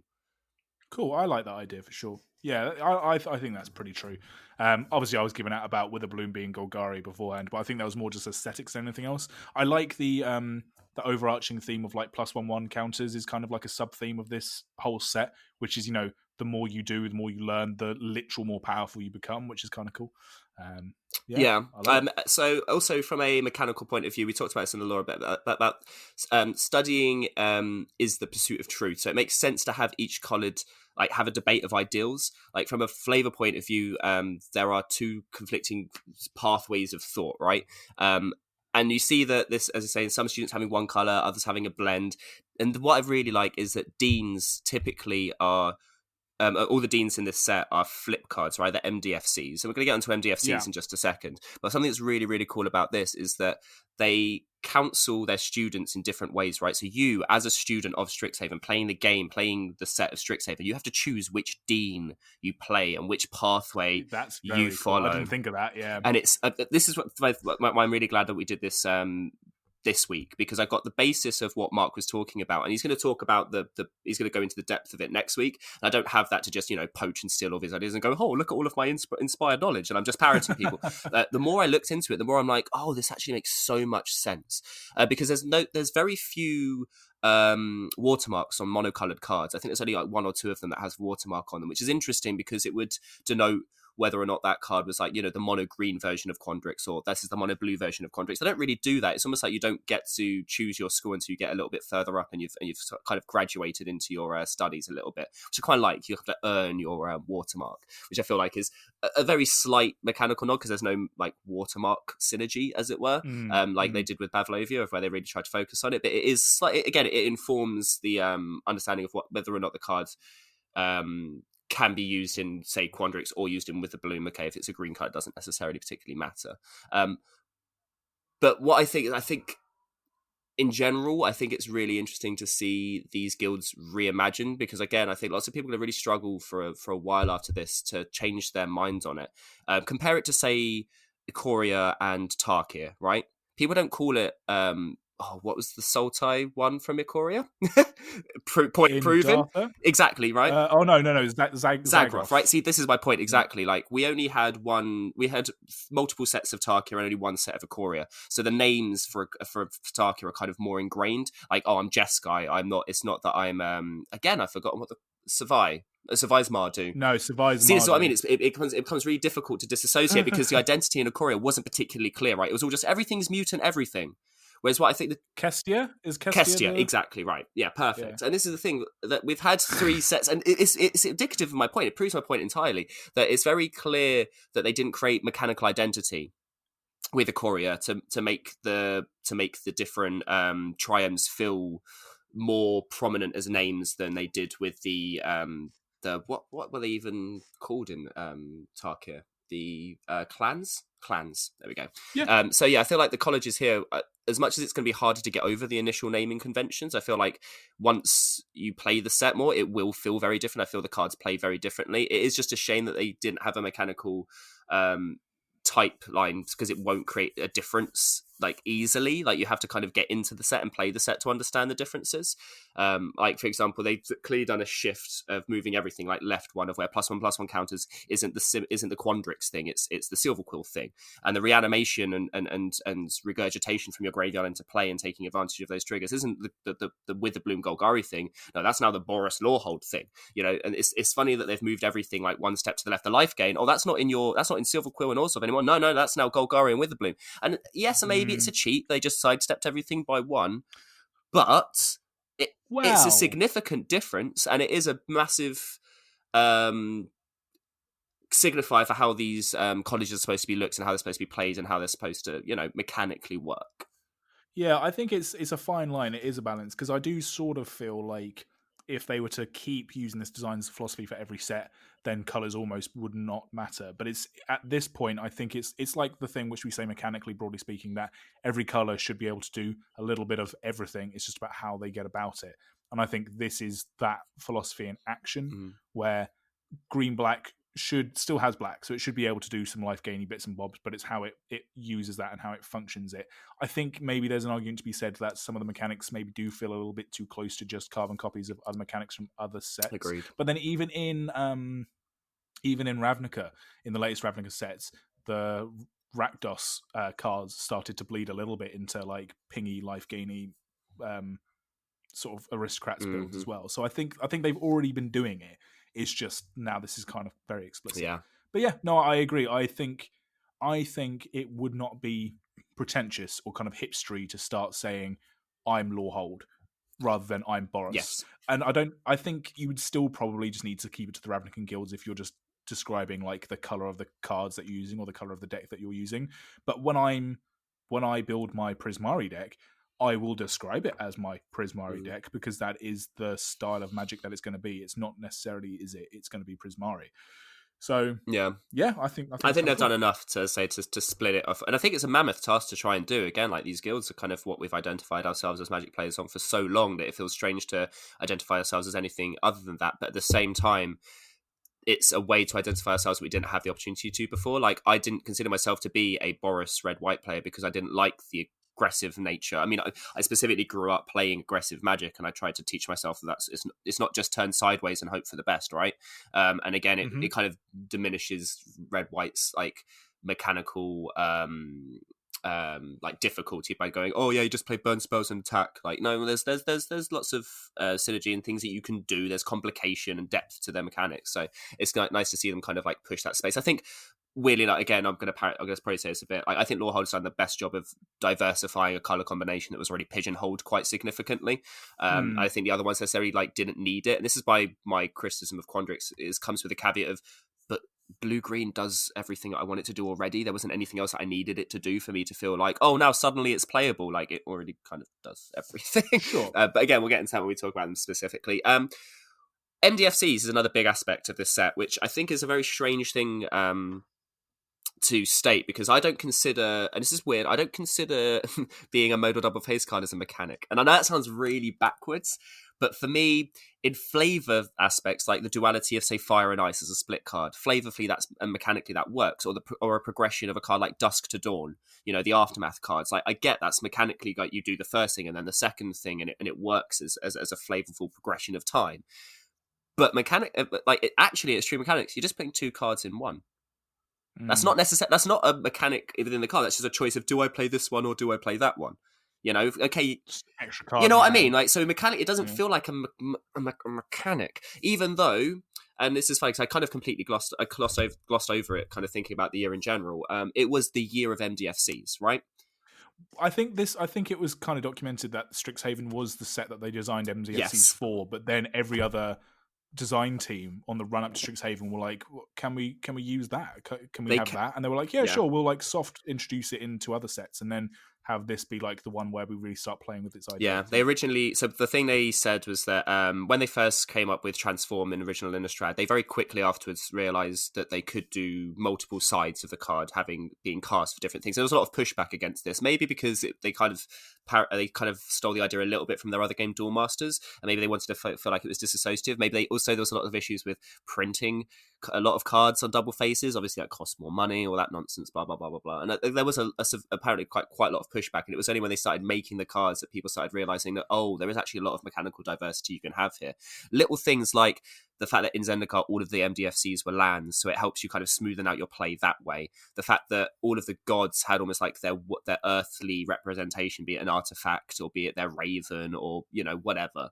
And then in Strixhaven, it kind of serves a mechanical purpose of, they needed to get more spells into the set to make Magecraft, which we'll talk about in just a second. To make Magecraft work, they needed to have more spells in the set, but from a limited point of view, I think I jokingly put that limited them. Limited limits the potential options for focusing on non-creatures, because they're a one-time effect. They have no permanence. If you have too many instant sorceries in your set, you end up with no cards in your hand and nothing in play, right? From a gameplay point of view, it doesn't work. So they were like, well, what if we have some creatures that are also spells? So if you needed the permanent in play, cool. Otherwise, if you need the spell, and also this is where learn and lesson will come into it as well, of the way they needed to balance it. But I think that this is probably the weakest showing of MDFCs, and apart from like the Deans, which I think is a flavor home run. When I realised this idea of you choosing which school you're applying yourself into, I feel like the rest of them just kind of serve that function of where they needed some of the cards to be also an instant or sorcery. Otherwise, the set doesn't necessarily work in carry. I don't think that the flip cards in Strixhaven, from a mechanical flavor melding point of view, I don't think they work as well as the other ones. I don't know how you feel about that, but maybe it's because I haven't had a chance to play with them as much. Yeah, I also think maybe again they were probably already designing them, and then other teams took the base designs and ran with it in other ways. So the MDFC aspect and the enemy tribes or the enemy factions idea are both kind of bottom-up aspects, and the top-down aspect is obviously the school theme. Jenna Halland was speaking to Mara about this. They realised there was a lot of space that you could build from a top-down aspect. We see there's a lot of cards. We'll talk about this next week, and we talk about specific cards, but there's a lot of things like, say, closing statement and things like that are very real-world grounded events and things that work within the flavour of a school system. So when they kind of did all of this together, one of the nice things that they approached it wasn't magical classes, right? It wasn't like doing trigonometry, doing transfiguration or potions or that kind of thing. No, it was more, Mara wanted it specifically to be that they were doing normal classes, but they were learning them in magical ways. And this is where things like the Quandrix's mathematics came into it. This idea of using paradox magic and things like that's really interesting, because it was taking a real world thing and adding magic to it instead of taking a magic thing and then applying real world logic to it. Which again, I think we spoke about this last week about what informs the other. I think it's really interesting to see when they go, right, okay, let's take the real world and have magic inform that rather than the other way around. Again, the blatant school references that we'll see throughout this set will resonate with a very large percentage of the audiences, carries the flavour of the set nicely. The story, I said, doesn't need to matter so much when a lot of it is on the cards. The day-to-day life, the big events, even relationships between certain characters are all shown on the cards, which I think is really important from a top-down, when you're making a top-down set, because you want to immerse yourself in the world. If you don't keep up to date with all the stories, don't blame you, fair enough. At least you get to see enough of the story on the cards, and I feel like that's a big part of most sets. If you don't have enough of the story on the cards because you were too busy trying to get all the mechanics in, it feels a little bit wet and a little bit flat. It doesn't feel like it pops as much as a set because you don't have that card by card visceral nature to the cards. So the thing is, so all of these three things all kind of roll into one. The fact that it was MDFC set, enemy faction set, as well as having the school thing. I put the question: does it show that they were trying to do three different things? Because the way that Mario said was that he couldn't sell any of these individual ideas as a set. He had to put them all together and go, right, this is a collective. Does this work as a set before it was signed off and said yes to? Do you think it shows? Not really. Oh, interesting. Because I think it does, but I think in a good way. I think there's a lot of. It almost feels like unnecessary complication of where they could have gone, well, you didn't need to do this, but I'm glad you did. Like, the set feels like there's a lot going on. It's like... Oh, I see what you mean. Yeah, I guess so. Yeah, there is a lot going on in the set.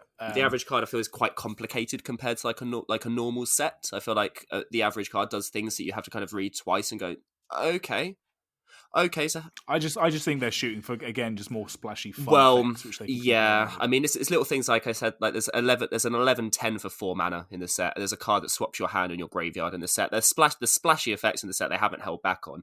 And I've said, my point at the bottom is between Eldraine, Ikoria, and Strixhaven, sets feel so much more nuanced and intricate than they used to. They feel so dense in all the things they're doing. Like, compare it to something like Dominaria, which, yes, had a lot of magic flavor, like box ticks, but in terms of mechanical diversity, it wasn't that complicated. It wasn't that difficult to understand. And even the fact there was shitloads of legends all doing various different things didn't feel that different. Whereas the average card in this set, okay, yeah, there's still like a dude that gives all your attacking creatures double strike, cool.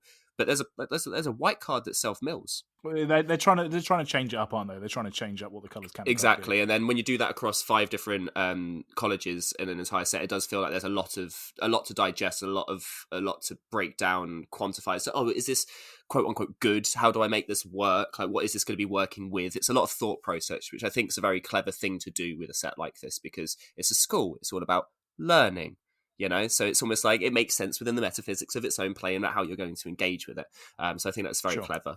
Obviously, there was also an instant sorcery focus, Magecraft being the only keyword ability in the set. They consider MDFCs to also be a mechanic in the mechanics thing, but I don't necessarily. The way that they lent into this between Magecraft was also lessons and teaching.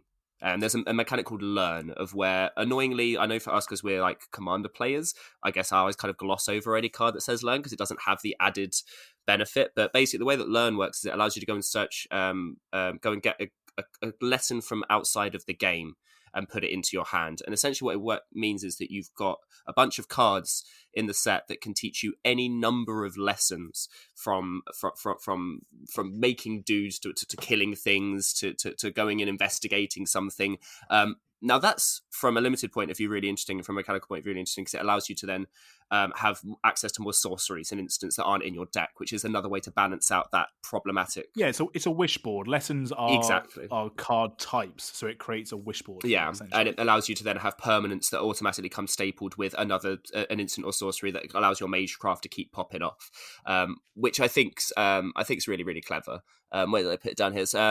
What I like about learning lessons is you're specifically doing something that teaches you a lesson, and you get to cast that. And then because of Magecraft, you get to benefit from the lesson that you're learning immediately. And the ability to toolbox, in my mind, kind of feels counterintuitive, because surely specific lessons that you learn should get you a specific, those in specific cards that learn you something should get a specific lesson. Instead of going, this one thing can teach me any number of these lessons, and then this other thing can teach me any number of these lessons. That feels a little bit disingenuous. But the fact that they keep the effect of teaching lessons makes you learn another lesson, which allows you to cast it. This whole narrative mechanical synergy, I think, is very, very clever. And I feel like when you're playing the cards, it's going to feel like you are at school learning. You know, every time you cast a spell, you get a little bit better. Also, Magecraft is really clever, and it's whenever you cast or copy a spell. So when you're doing the spell yourself, fine. When you're parroting your teacher doing it, you know, when the teacher at the front going, right, class, repeat after me, and everyone's repeating after them, that's then the copying. Because in my mind, I was like, why does copy? Why is such a big emphasis on copy when there's only like one or two copy effects in the entire set? It's not like there's a lot of double, like twin cast or reverberate effects in the set. I think there's only one that I can think of right now.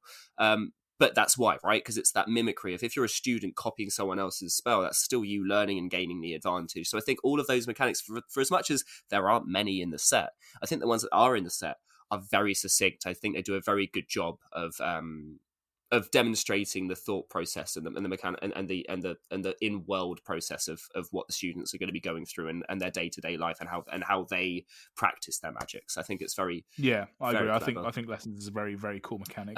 Not something you could probably repeat in other sets. But no, exactly. And also, again, because it has a very limited application, specifically only within constructed formats, again, it might have jerked a couple of people about in terms of, okay, well, they had a year of Commander, right? I mean, we're fine. We had our day. Yeah, Commander's not the only format. Exactly. I guess technically there's also Ward. Now, I was going to mention Ward is an effective where it counters a spell that's targeting it from an opponent unless they pay a specific cost, whether it be 3 life or your typical. So what we've seen this normally before, if spells that target this creature cost 2 more to cast, things like that. Yeah, it's like a hexproof light. Exactly, kind of and I like it because it allows them to be more flexible in the cost that it takes. It's not just, okay, pay 4 more mana. You know, it's a way to make a generic ability feel less generic because it's got more application opportunity to be invested in. So I'd like to see where they go in the future with it. Well, this is also quite nice because, like, hexproof, I think hexproof is such a ubiquitous word in Magic that we actually forget that that's actually quite a magical sounding word. Hexproof, you are protected from hexes. Like, it's actually very evocative of what it's trying to do, but it's not very proactive. Like, if you are just in the world of Magic, if you are a creature that is hexproof, that means that is just who you are. Whereas a ward in classical sort of fantasy settings is like a spell. It's like a magic shield that you put up. And if you're going by like Skyrim Elder Scrolls rules, it's like literally you are holding up like a little like force field in front of you. That's like a ward of magic. So I kind of like the idea that it's something that can A, be broken through by really powerful spells if you've got a lot of mana, and B, it seems to be like it's like a static ability that evokes an active process for the creature to be doing. Exactly. So I really like Ward. I would happily see Ward going forward as just the replacement for I think realistically they're going to likely do that because, again, it's easier to interact with. It has some play patterns and not just like, oh, guess I have to wrath then. I guess there's no other way for me to get around it. Yeah, I mean, they don't like that anyway. It's why they didn't like protection in general, because I think it made everything too it created wonky board states, right, of where, I can't possibly answer this thing now. So at least now, even if it is pay 10 life ward, it's like, well, okay, I can break through if I really, really, really, really need to. At least there's an opportunity. Yeah, it creates more play diversity. So a quick swing by, because I know we're going to be running low on time, a quick swing by what mechanically the different schools are doing compared to like what we've previously established are their like norms by Ravnican standards. Sure. What I like specifically is all of the different 5 schools use a different type of magic. It's it's not in terms of like the effects they do, but the way that they perform the magic. So Witherbloom use component-based magic. So this is like using potions and using like ingredients to make a thing happen. And this is, so the dichotomy they had is life versus death, which is obviously, that's exactly what Golgari is. But I guess what I like about it is that what dictates the direction of nature. And this is a direct quote from Maro. Like, is it life that dictates how nature goes, or is it the fact that we're dying that dictates this? Specifically, there is no graveyard interaction specifically within Witherbloom. There's no delve, there's no dredge, there's no bringing things back directly. It's when things die, you gain some life, and life gain within Golgari is within Witherbloom. See, even I'm doing it. I hate it.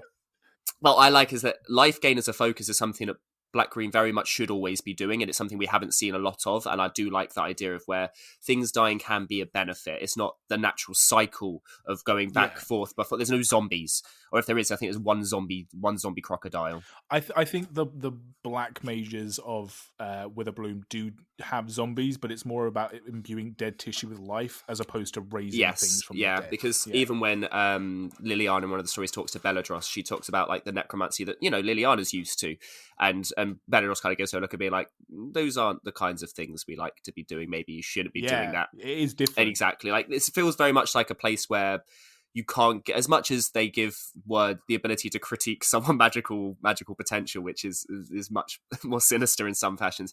Your general bad magic thing that is generally bad magic, which I like. I like it keeps it out of that. Also, so people are saying, "Oh, it's the first time we've seen green demons." It's not. When was the last time we saw green demons, Andy? I'm gonna punt for Tarkin. Yeah, buddy, we've only seen one. Yeah, the Rakshasa. Yeah, there was one. There was one Rakshasa demon. So for all those going, oh, green demons, that's new. Technically, it's not. Also, I like the fact that it's demons rather than liches or anything like that, and they do look like these. Well, like I said, they've also got multiple arms, very similar to the Archaics. And again, it's hinting. Again, that's less mechanical, but I do like the fact that the demons are in green and they're giant things that require sacrifice every turn. That does feel very much green in its aspects. I'm glad to see them mechanically move demons outside of their normal like almost religious aspect. This doesn't feel religious in any way, shape, or form. This feels like natural process. Cool. Dashing past into Prismari, gesture-based magic, which is obviously the performance aspect. I think that's very clever. The intellect versus emotion. Again, didn't want passion to be the poster child for red in theory, but I think actually in practice, it's pretty good. It's better than just fire. Inspiration. Exactly. It's inspiration. Yeah. I just don't know if it's when they say like I just don't like when they use the generic word. It just makes red feel too impulsive, and I know that impulsive draw is one of the best things that's happened to Magic recently. So maybe I'm just complaining for the sake of complaining. Well, no, I think there's a very slight difference. Like if you're in a creative field, I know I'm terrible for this. I'll have a fantastic idea, I won't write it down, and it's gone. Like my like emotional connection to it is also gone. So it's not. I might remember the idea, but I'm like, oh, actually, that's not very good. Whereas if I did it in that moment, it would. Right, the amount of shit that I've lost to the ether. Yeah, that's terrible. I said it's tenuous thematic, like using the using this idea of like fierce flamboyance, but actually I think it's very good compared to like the science of the Izzet. I think it's really good for them to mechanically disassociate the two. Also, it's big one-off spectacle spells. There's lots of really big expensive spells in Prismari, which makes sense because you want this big I'm using so my hands are going everywhere and you can't tell. Not crescendo, that's the word I'm looking for. It's a big like performance crescendo, and getting to cast something for 8 mana should have like a massive effect. And if you didn't get to that mana, 2 mana, discard it, make a treasure, keep that idea for later. Maybe it helps fuel my next idea. Mechanically, that makes a lot of sense. The fact there's lots of their signature spells or signature uncommon is that anything that costs 5 or more, anything of a 5 mana value or higher has a payoff, which again is that idea of that spectacle rather than storming off loads of little spells like the Izzet used to do. Feels very different. I like that. Lorehold, as you've already said before, written magic, very different to Silver Quill, which is word magic. I like this idea of chaos versus order, which is the cardinal opposition. I like this a lot. I don't think that necessarily shows so much in it. Also, they speak about how like Lorehold is the school of personal relationships. Psychology is my I have psychology question mark because you don't necessarily see. So I think, what I think it is, mechanically speaking and kind of flavorly speaking, is that the chaos v order thing is that the red mages are often very concerned with the history of like war, and so like the chaos of human history and like happenstance, and the fact that sometimes fate's not really a thing. It's just kind of like time is chaos, right? Whereas the white mages are all very concerned with the psychology of, well, this is how societies are formed. This is how language is formed. There's precedence for law. So if there's something they need to like argue with, they go, well, in 1885, this happened. So this is why we do it nowadays. I think that's where. Yeah, for sure. That's why they've also the school of anthropology, right? Because it's the idea of human studies. Even though it says human studies, obviously it's humanoid studies, I guess. Sure, and then you've also got archaeology, which is obviously the stronger mechanic that we see. There's lots of interaction with things leaving your graveyard, bringing things back from your graveyard. The typical Golgari things that you do actually make complete sense in a school that's about history and about respecting the past. The fact that they can literally speak to spirits as personal views into the past. It's like normally spirits are just like 1/1 flyers. It's almost like spooky, kind of like, oh, it's a ghost. It's like no. We actually genuinely got Albert Einstein and had a conversation with him about his thinking. Like, who wouldn't do that if you could? I'm pretty sure in How High they smoke the bones of a president, right, to try and get through one of the tests. It's like, again, that's not what Lawhold's doing, but I mean, oh my gosh, using How High as a president for Magic Law. I mean, hey, look, I go everywhere with my breakdowns, but I think it's very interesting. As I say earlier, there's a white-red self-mill card, for God's sake. They're clearly doing mechanical things that don't feel wrong in the color combination, but are very different to what we've seen and what we've previously established. Going from my favourite to, unfortunately, my less favourite, Quandrix, Formula Magic. Now, Formula Magic sounds fantastic. The way I look at it is almost like kind of like Doctor Strange, where they talk about how every spell is a formula and a mathematical process that you go through, and it's a learn. Exactly. Thing, yeah. I like the overlap as a visual analogy, because they've done Doctor Strange recently, because it makes me look at the Quandrix cards and go, oh yeah, I completely understand, because I've seen that film that does the same kind of idea with all these spirally graphs kind of thing. It makes sense. Yeah. Right, so this is why I says, how do you make the colour combination that was maybe once a 2D cutout caricature of counters matters strategies that no one is sick of at all, and outside of that the Simic stereotype of doing seemingly anything and everything good, how do you make that feel mechanically and thematically unique? Well, maybe you can't. that's what I wrote. I was like, maybe the best answer seems to be maths, but realistically, the only thing I can see mathematically here, apart from the dude that allows any creature that has equal power and toughness to have trample, they should have played into that side more. Otherwise, they play with doubling. Now, and my line is, now even I know that the simplest mathematical equation that you can do is times it by 2. Sure. It's interesting, isn't it? I think that a little bit of their lore is that when the green mages copy nature, they also like scaling things up, so they use the maths of Magic to go, well, if a fly can fly at this size, what size wings would it have to be if it's giant? It's like that thing with Godzilla. Like, there's lots of videos going around, like, how would a monster like Godzilla actually function? And it's like, well, really, it would need legs that were like as wide as skyscrapers to support its height. It's like that kind of thing. So I think that's kind of what they were trying to do. I guess, again, I like the fact it's go tall rather than go wide. It's not about plus and plus counters on loads of different things and then build them up. It's about, no, like, make a 0/0, put loads of counters on it, and then make that 0/0 a 4/4, and then obviously those counters. Like, it does feel dynamic enough and different enough. I mean, again, when Simic already does everything possible under the sun and does it well, it's something people complained about. There's a double Growth Spiral, like 4 mana, draw 2, put a land into play, and it's like, well, that's just Growth Spiral but bigger. And it's like, well, Growth Spiral isn't technically Simic. Growth Spiral is just a blue-green effect. And this is the thing, maybe we need to disassociate the fact that any spells that were in Ravnica that were blue-green weren't automatically Simic combine cards. They were just spells that blue and green mana combined do. I agree. And also, who the fuck are these people who, like, Magic, like, human ingenuity and Magic is a finite resource? Like, they reprint cards all the time. What can you do? Who cares? Yeah, exactly. Like, it's very difficult. So again, maybe, yes, this is where I swap between Quandrix and Lorehold, because Lorehold actually did a massive mechanical diversity, plus I've got decks that I'm playing at the moment that actually play into that theme already, and I'm like, oh, cool, I'm already Loreholding. Whereas with Quandrix, I wanted them to add a different feather to my bow, and they didn't. And I was like, okay, well, because I kind of wanted to shift up my Simic deck. And I was like, well, they've not given me that many options, but maybe that means I need to try harder, not they need to try harder, right? Don't shift the blame. I'd like the idea of it's physics versus theoretical physics, is nature versus nurture. And the fact that they create maths through paradoxes, I think, is fantastic. Again, I would have just liked to have seen a card that did that a bit better than just make an XX equal to your library. I feel like that's where I'm like, okay, maybe we could have done something complicated. I want a headache of a card. There's no single card there that I look at, I'm like, what? How does that even work? Which is why I feel like Quandrix probably should have done. Saying that, Silver Quill, I think, is really interesting. Word magic, so specifically the when you're saying it rather than when you're reading it or it's written down. I like the fact that they kind of got to the ends, and when they did all of the other schools, that it was language and literature that was missing. I'm like, how did you miss like the basic one out of all of them? And I quite like that that wasn't the one that felt easy. And I'm glad that then they had to kind of like flex a little bit about how they made these fit, because I think that's kind of where you have to go, right? You have to go, how can we make these diametrically opposing aspects fit within a lesson structure? Like, again, it's trying to fuse that Mel and Vorthos together in a way that actually makes sense. And as much as Silverquill, I think, is a tenuous.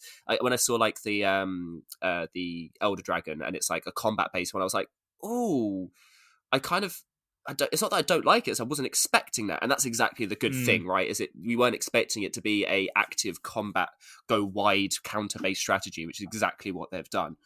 It's just so overtly different to how they did the Orzhov and how they presented the Orzhov that I think it's again, they've done a very good job in my mind of making these feel distinctly different, which is why I get annoyed when people can't get out of the monikers of just using the same old Ravnica names for them. Yeah, like again, really cool, really cool options. There's loads of removal and stuff. Again, we'll get into this next week. But that kind of carries all of it. That's again, I'm glad there weren't more mechanics to delve into because each. Yeah, man. I mean, it's weird. This is strangely a very long episode because what they've done is that even though, as we said at the top, they've scoped everything, they've fixated on this one school and these 5 factions, which for Magic sets is actually not that many. That's kind of fairly standard. But because they've used the opportunity that people understand what a school is to then overlay, right, and now we're going to shake things up in every other way. So there is just a lot to go through. And the mechanics, far from being obvious of how they represent these colleges, because they're flipping things on its head, you really do need to dig down into what the mechanics are trying to do to really push these tear it down and then build them back up again. There's a lot of that. And you can tell they had a lot of these ideas trying to fit in. Again, it's a very dense set. There's lots of double face cards. There's lots of, again, wishboard cards. There's playing this in limited is going to feel very complicated because there's a lot going on in it. And again, they were trying to do 3 different things all in one set, and I think they've managed to make it cohesive and it work. And I think again that marriage of Mel versus Vorthos, I think, has done perfectly here because, again, they were approaching one aspect of it from a top-down, let's make a school set, and the other side of, well, okay, we need a faction set, and then also we need to fit in an instant and sorcery set because it's the only thing we haven't focused on. We've done a land set, we've done an enchantment set, we've done an artifact set. So the fact they've done all of these things and then also carry off 5 new ways to define yourself as a Magic player, that's no small feat. It is. Yeah, so very good job. Cool. All right, guys. Well, I think we're going to wrap it up there. Otherwise, we'll be here for another 2 hours talking about all this stuff because there is a lot more stuff that we could be talking about as well. I'm really excited for Strixhaven. I will say there's something we've not really mentioned in this discussion because it's something we might mention more in the story episodes, but there are some missteps with some of the stories that are being told. So it's not all roses and sort of like, golden sunshine, like shining out the arse of Strixhaven. But I think for the most part, what they've done is they've done a really good job at turning a lot of people's expectations on their head. So I'm really excited and happy with this set. Cool. All right. I don't think there's much more to say. Yeah, no, I've run out of water. If you want to chat to us about Strixhaven, guys, and also talk to us about what kind of college you want to be in and what excites you and what doesn't excite you maybe and what things you'd change or what you'd want to see more, especially if it's more about Arcavios at large. Like, I'd be interested to see if we ever come back to this plane and maybe not necessarily focus on Strixhaven. That would be kind of cool. You can hit us up on Twitter at mtflavouring. Emails go to mtflavouring@gmail.com. My personal Twitter is at AndyManface. Nathan's, yours is? At the Fox in the Moon. And yeah, we're on there every day talking about Magic and all this kind of stuff. I am now off to play a pretty full day of EDH, hopefully, if we can get some games going. I've got the whole day off, and that's what I'll be doing. And I suppose I'll see you across the spell table as well, Nathan. You shall indeed, yeah. He's going to do some family Easter things. Also, a happy Easter to everybody who celebrates Easter. Happy Easter if you celebrate Easter. Yes, indeed. Enjoy the long weekends. I'm not sure what the weather's like for around the world. We did have a nice one day of... We didn't get weather in this episode, so I think these added in at the end. So yeah, enjoy yourselves whatever you're doing for the weekend. My current job is the only job I've ever had at the age of 30, which even acknowledges bank holidays in the UK. So... Oh, it must be nice. Like, this is a weird one where I'm like, oh, I've got a 4-day weekend that if I was in any other job I've had in my entire life, it wouldn't even exist. It would just mean more work for me. Right, it's even worse. Yeah. There we go. Cool. All right, guys. All that remains for me to say then is thank you so much for listening. This has been Magic the Flavouring. We'll see you soon.